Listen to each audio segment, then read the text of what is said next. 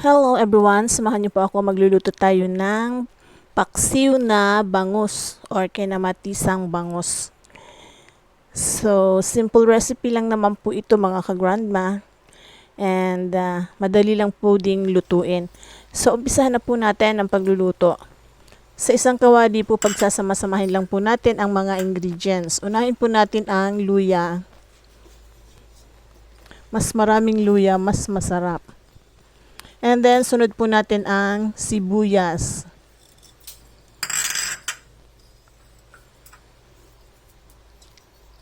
And then, sunod po natin ang bawang. Isunod po natin ang kamatis.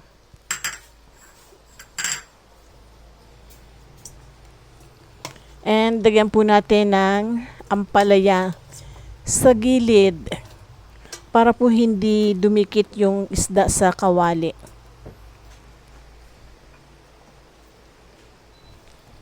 And ilagay na po natin ang bangus.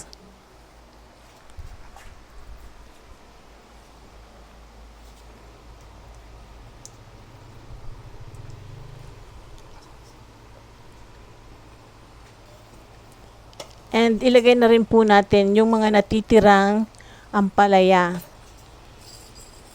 Naglagay din po tayo ng peppercorn, dried bay leaf,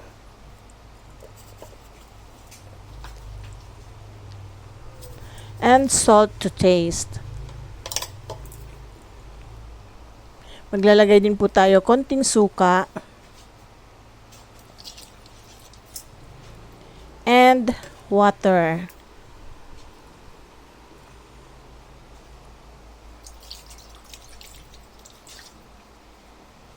And then, tatakpan po natin at hayaan natin kumulo hanggang sa maluto po lahat ng ingredients.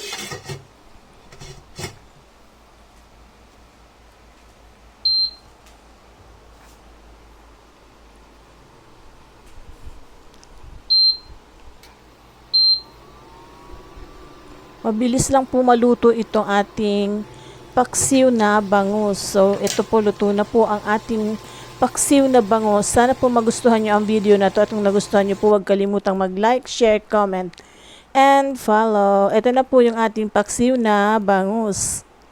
See you again on my next video.